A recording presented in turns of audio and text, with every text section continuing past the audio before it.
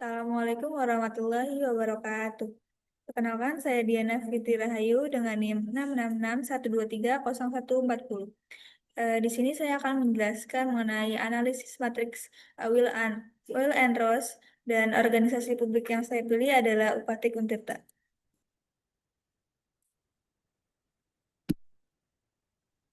Di sini ada definisi dan penjelasan e-governance menurut Will and Ross pada tahun 2004, di mana menurut Will and Ross, e-governance didefinisikan sebagai serangkaian keputusan yang menjamin bahwa pemanfaatan teknologi informasi selaras dengan strategi organisasi. Tata kelola TI mencerminkan penerapan prinsip-prinsip organisasi yang berfokus pada pengelolaan serta pemanfaatan TI untuk mencapai tujuan organisasi. Secara teknis, Will and Ross mengembangkan sebuah kerangka yang bertujuan untuk membantu memahami, merancang, mengkomunikasikan, dan mempertahankan sistem tata kelola TI yang efektif.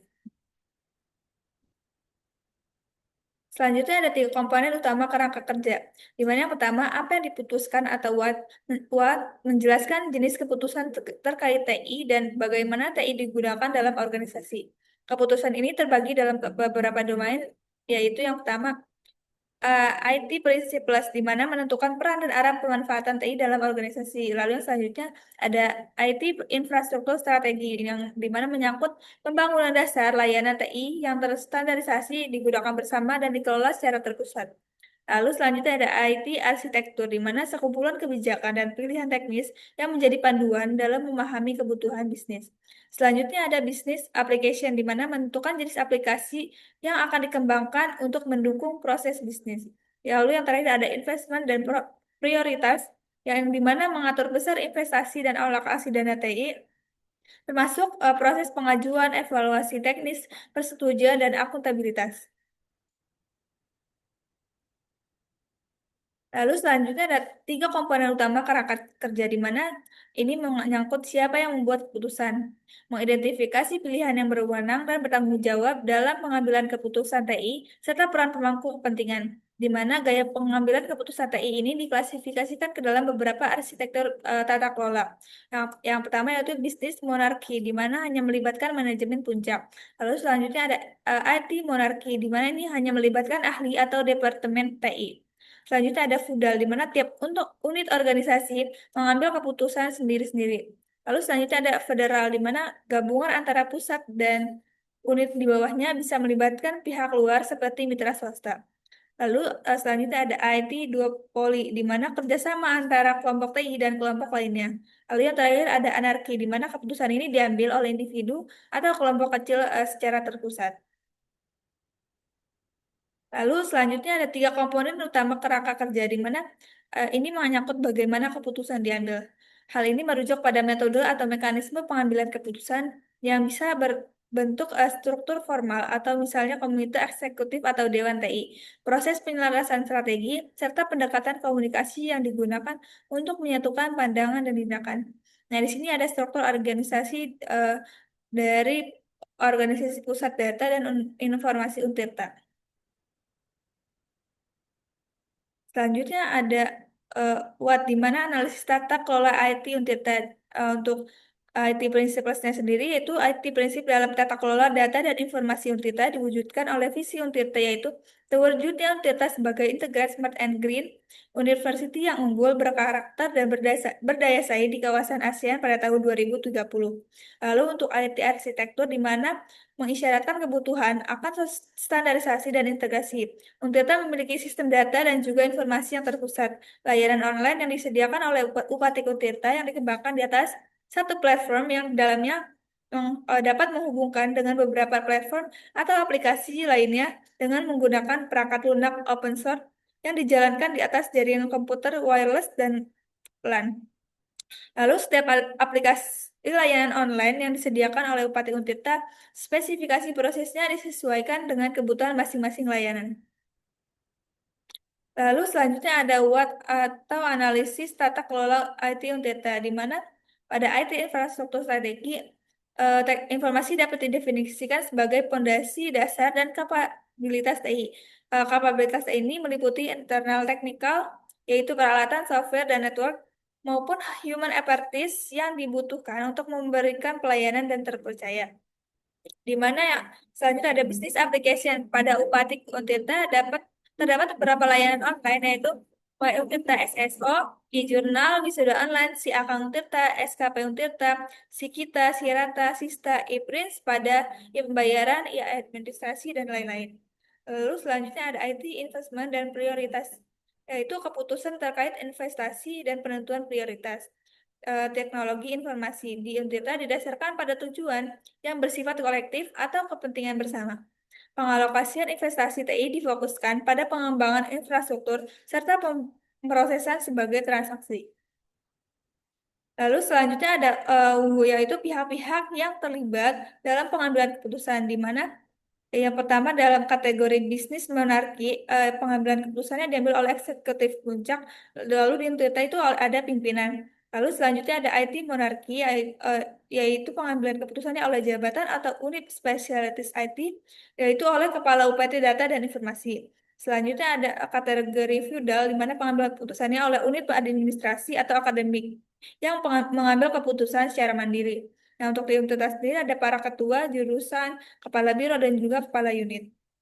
Lalu selanjutnya untuk kategori federal, di mana pengambilan keputusannya oleh kombinasi spesialis TI dan salah satu kelompok lain atau eksekutif puncak atau unit akademik atau administrasi. Untuk di universitas sendiri ada kepala UPT Data dan Informasi bersama kepala biro, kajur, kepala unit atau rektor dan wakil rektor. Lalu selanjutnya ada kategori IT duopoly, di mana pengambilan keputusannya yaitu kombinasi eksekutif puncak dan unit administrasi, yaitu diintegrasi sendiri oleh rapat pimpinan pada rapat pimpinan. Lalu selanjutnya yang terakhir kategori anarki, di mana pengambilan keputusannya ini diambil oleh unit ad hoc atau non struktural. Untuk diintegrasi sendiri diambil oleh tim upatik beserta unit lainnya. Lalu selanjutnya ada bagaimana pengambilan keputusannya, di mana IT Precipice di ini sudah bisa dilihat dari video ini. Lalu selanjutnya ada kesimpulan di mana eh, tata kelola teknologi informasi yang efektif merupakan elemen fundamental dalam mendukung pencapaian tujuan strategis suatu organisasi, khususnya dalam konteks transformasi digital, di mana merujuk pada kerangka teoritis yang dikembangkan oleh Will and Ross. Tata kelola TI mencakup tiga dimensi utama, yaitu apa yang diputuskan, siapa yang mengambil keputusan, dan bagaimana keputusan tersebut diambil.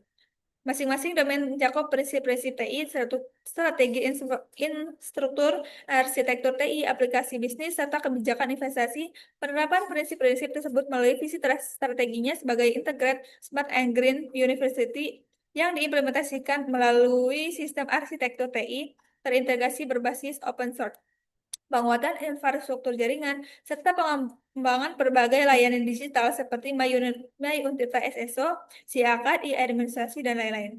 Selain itu, model pengambilan keputusan di Untirta mencerminkan pendekatan kolaboratif yang melibatkan pimpinan eksekutif, unit TI, serta unit akademik dan administrasi lainnya, dengan mempertimbangkan kepentingan kolektif dan prinsip akuntabilitas. Dengan demikian, tata kelola TI yang diterapkan di Untirta mempresentasikan praktik tata kelola digital yang strategis, adaptif, dan berorientasi pada efisiensi serta keberlanjutan yang dapat dijadikan sebagai acuan dalam pengembangan sistem e-governance di lingkungan pendidikan tinggi.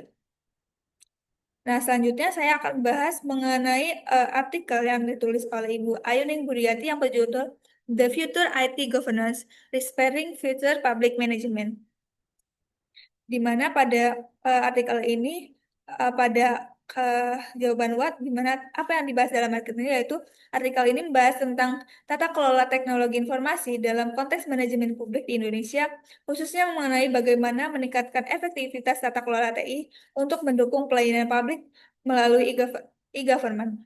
Fokus utamanya adalah pada penguatan kontrol dunia maya, pengembangan kebijakan yang relevan, serta peningkatan investasi dalam privasi dan keamanan TI. Lalu selanjutnya why mengapa penting? Karena banyaknya ancaman seperti spamming, peretasan atau hacking dan virus yang membahayakan data publik dan stabilitas pemerintahan. Selain itu, TI seperti e-government dianggap bisa meningkatkan efisiensi, efektivitas, transparansi, dan akuntabilitas dalam pelayanan publik. Namun, kendala keamanan dan privasi masih menjadi penghambat utama. Lalu, siapa yang terlibat? Yang pertama ada pemerintah Indonesia, baik pusat maupun daerah, masyarakat sebagai pengguna layanan TI, pelaku kejahatan siber yang menimbulkan ancaman, sektor swasta sebagai mitra potensial untuk kolaborasi dan penandaan, serta akademisi dan pembuat kebijakan dalam pengembangan kerangka tata kelola. Lalu, di mana permasalahan dan harusnya diterapkan, yaitu di Indonesia, khususnya dalam konteks penerapan e-government dan layanan publik digital. Secara global atau internasional, karena isu ini berkaitan dengan hubungan eh, antar negara, misalnya pertasan oleh negara asing terhadap pejabat Indonesia. Lalu, kapan isu ini menjadi relevan? Isu ini telah menjadi relevan sejak diberlakukannya Instruksi Presiden Nomor 3 Tahun 2003 tentang e-government. Semakin mendesak seiring pengembangan teknologi dan meningkatnya serangan siber, termasuk yang terjadi di awal 2010-an. Misalnya pada tahun 2011 disebutkan hanya sekitar 67 juta penduduk yang memiliki akses internet. Lalu bagaimana solusi yang ditawarkan? Yaitu yang pertama meningkatkan kontrol di dunia maya untuk masyarakat dan dunia fisik, menerapkan dua jenis kebijakan, satu dunia maya dan satu untuk dunia fisik dalam lingkup kebijakan luar negeri maupun domestik. Lalu yang ketiga meningkatkan investasi dalam aspek privasi dan keamanan, serta mengembangkan kerjasama antara pemerintah, sektor swasta, dan juga masyarakat sipil. Lalu adapun kesimpulan pada kali ini yaitu tata kelola teknologi informasi memiliki peran strategis dalam bentuk manajemen publik yang efektif, terutama melalui penerapan e-government di Indonesia. Namun pelaksanaannya masih menghadapi berbagai tantangan serius seperti lemahnya privasi, keamanan data, serta ancaman spamming, virus, dan peretasan. Untuk menjawab tantangan ini, diperlukan tiga langkah utama yaitu memperkuat kontrol baik di dunia maya maupun fisik. Kedua, mengembangkan kebijakan yang terpisah namun strategis antara dunia maya dan dunia fisik, baik pada tingkat nasional maupun internasional. Tapi kolaborasi antara pemerintah sektor dan swasta dan masyarakat sipil juga penting dalam mewujudkan tata kelola TI yang andal dan beretika. Jika langkah-langkah ini diterapkan secara konsisten, maka tata kelola TI akan mampu mendorong terciptanya pelayanan publik yang transparan, efisien, dan akuntabilitas di era digital. Mungkin cukup sekian yang bisa saya sampaikan. Kurang lebihnya mohon maaf. Wassalamualaikum warahmatullahi wabarakatuh.